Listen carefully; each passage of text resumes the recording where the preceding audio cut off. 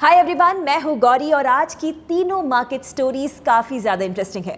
एक तरफ Paytm finally अपने चाइनीज ओनरशिप टैक्स से फ्री हो गया है, बट क्या इससे उनके स्टॉक्स और फंडामेंटल्स पे भी इंपैक्ट होगा? दूसरी तरफ अडानी एयरपोर्ट्स ने अपने 20,000 करोड़ रुपए के एयरपोर्ट सिटी ड्रीम का ब्लूप्रिंट दिखा दिया है। क्या अडानी एयरपोर्ट्स अपने नॉन एरो रेवेन्यूज को इंक्रीज करने में सक्सेसफुल होगा? और तीसरी कहानी में इंडसइंड बैंक के नए सीईओ के लिए 2 साल का high stakes turn around mission set हो गया है। Will new CEO help turn around the IndusInd bank? तीनों स्टोरीज बड़े स्ट्रेटेजिक शिफ्ट्स दिखाते हैं जो कि इन्वेस्टर्स के रेडार पर डेफिनेटली होने चाहिए। So let's dive in.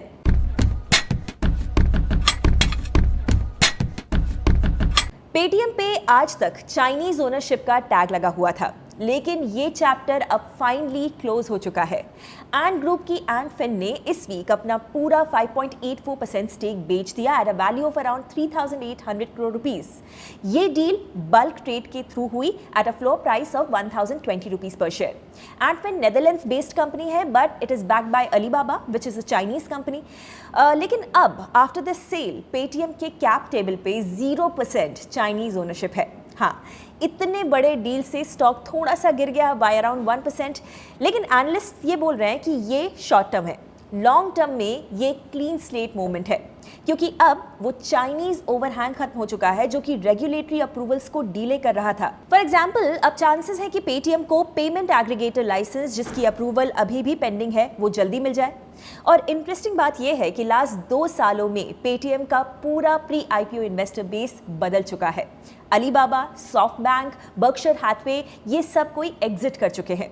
पहले के इन्वेस्टर में अब सिर्फ एलिवेशन कैपिटल बचा है विद अप्रॉक्सिमेटली 15% स्टेक। इसका मतलब है कि अब पेटीएम का ओनरशिप स्ट्रक्चर ज्यादा इंडिया सेंट्रिक और रेगुलेटरी फ्रेंडली हो गया है। इसमें जियोपॉलिटिकल एंगल भी काफी इंपॉर्टेंट है। डेटा लोकलाइजेशन और फॉरेन ओनरशिप कंसर्न्स के टाइम पे ये मूव रेगुलेटर्स को सही ऑप्टिक्स देता है। बिजनेस साइड पे पेटीएम ने Q1 FY26 में पैट प्रॉफिटेबिलिटी रिपोर्ट की थी। According to analyst contribution margin भी इंप्रूव हुआ है और इनडायरेक्ट कॉस्ट भी कंट्रोल है। इसका मतलब प्रॉफिट्स जल्दी एक्सेलरेट हो सकते हैं। इन्वेस्टर के लेंस से हम देखें तो रिसर्च फर्म्स ने पिछले महीने ही पेटीएम को बाय रेटिंग दी है और टारगेट 1,250 रुपीज सेट किया है।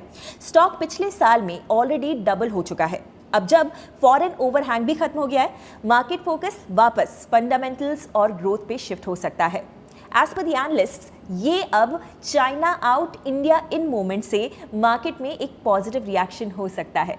बस अब ये देखना होगा कि फंडामेंटल्स का ये क्लीन अप रैली में कन्वर्ट होता है या फिर नहीं। Second story is about a pretty interesting vision of Adani airports. So imagine you land at an airport और सिर्फ बैगेज क्लेम और घर जाने के लिए कैब राइड के बदले now you are stepping into a mini city.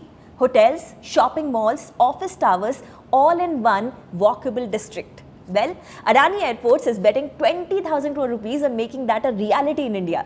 Adani का प्लान है कि 2030 तक अपने एयरपोर्ट रेवेन्यू का 70% नॉन एरोनॉटिकल बिजनेसेस बनाए, मतलब कि hotels, retail, food and beverages, duty free products, office spaces, basically सब कुछ जो प्लेन से रिलेटेड नहीं है। करंटली अडानी एयरपोर्ट्स का रेवेन्यू मिक्स है 50% एरो एंड 50% नॉन एरो।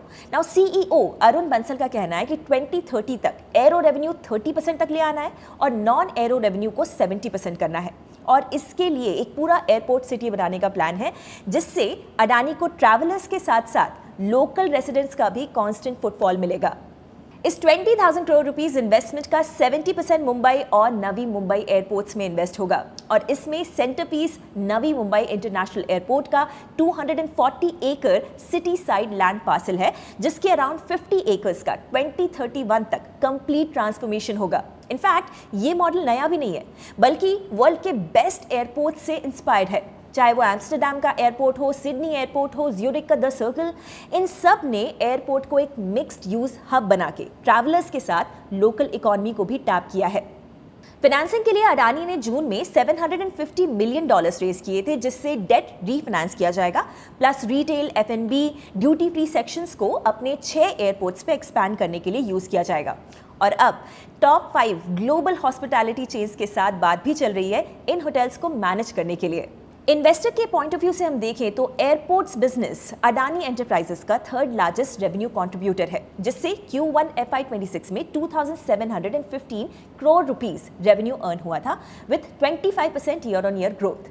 अगर ये नॉन एरो शिफ्ट सक्सेसफुल होता है तो एयरपोर्ट सेगमेंट साइक्लिकल डिपेंडेंसी से निकल के एक real estate retail power house बन सकता है। तीसरी स्टोरी पे आते हैं और बात करते हैं इंडसइंड बैंक के कहानी के लेटेस्ट चैप्टर की। इस बार लीड रोल में है राजीव आनंद, जो लिटरली रिटायरमेंट के बाद वापस से पिच पे आ गए हैं। 25 अगस्त से आनंद ऑफिशियली CEO एंड MD बनेंगे और उनका वेलकम गिफ्ट एक पूरा का पूरा turn around mission. The two do list is long. Business mix को रीबैलेंस करना, low cost deposit base rebuild करना है और एक नया सीनियर लीडरशिप टीम भी असेंबल करना है। बेसिकली पूरा का पूरा शिप जो है उसको नया डायरेक्शन देना है। अब प्रॉब्लम ये है कि इंडसइंड का लोन बुक का 40% व्हीकल फाइनेंस, माइक्रो फाइनेंस और जेम्स एंड ज्वेलरी में कॉन्सेंट्रेटेड है। ये तीनों सेक्टर्स अपने साइकिल के मूड स्विंग्स के लिए फेमस हैं। ऊपर से लास्ट 4 सालों में बैंक का कासा रेशियो, जो करंट और सेविंग्स अकाउंट का मिक्स बताता है, वो 11 परसेंटेज पॉइंट्स गिर के सिर्फ 31% पे आ गया है। इसका डायरेक्ट इम्पैक्ट मार्जिन्स पे होता है। Already net interest margin 79 basis point slip करके 3.46% तक आ चुका है और लीडरशिप फ्रंट पे भी सीन खाली है। बैंक को अभी 2 होल टाइम डायरेक्टर्स, कंज्यूमर और कमर्शियल बैंकिंग के हेड्स, COO, CFO और CHRO ढूंढने हैं। मतलब आनंद के लिए पहले दिन से ही हायरिंग स्प्री स्टार्ट हो रही है। फिर भी मार्केट ने आनंद के अपॉइंटमेंट को थम्स अप दिया है। अनाउंसमेंट के दिन स्टॉक 6% तक जंप हुआ डिस्पाइट वीक ओवरऑल मार्केट। और ऐसा क्यों? वेल, इनके पास 35 सालों से ज्यादा का डाइवर्सिफाइड फाइनेंशियल सर्विसेज का एक्सपीरियंस है और प्रेशर के अंडर स्टेडी होने का रेपुटेशन है। 2008 फाइनेंशियल क्राइसिस और डीमोनेटाइजेशन के दौरान भी आनंद ने काफी टफ कॉल्स लिए थे। इन्वेस्टर लेंस से हम देखें तो ये 1-2 ईयर का क्लॉक है। मैक्वायरी कैपिटल के सुरेश गणपति के वर्ड्स में क्लीन अप काफी एक्सटेंसिव होने वाला है इस बैंक में। बैलेंस शीट डी रिस्क करनी है, पोर्टफोलियो को डाइवर्सिफाई करना है और मैनेजमेंट ट्रांजिशन स्मूथ करना है। अगर आनंद ये सक्सेसफुली करते हैं तो इंडसइंड अपना साइक्लिक एक्सपोजर कम कर सकता है, एक मोर रेजिलिएंट ग्रोथ पाथ पे आ सकता है। अब ये देखना होगा कि अगले 24 महीनों में यानी कि 2 सालों में आनंद सिर्फ स्टॉर्म को नेविगेट करते हैं या इंडसइंड बैंक को एक कंप्लीटली न्यू कोर्स पर लेकर जाते हैं। इन्वेस्टर्स के लिए ये स्टोरी अभी शुरू हुई है। तो आज की वीडियो में इतना ही। आपको कौन सी स्टोरी सबसे ज्यादा इंटरेस्टिंग लगी मुझे कमेंट्स में जरूर बताइए। एंड ऐसे वीडियोस हर रोज देखने के लिए hit the subscribe button. Investment in securities market are subject to market risks. Read all the related documents carefully before investing.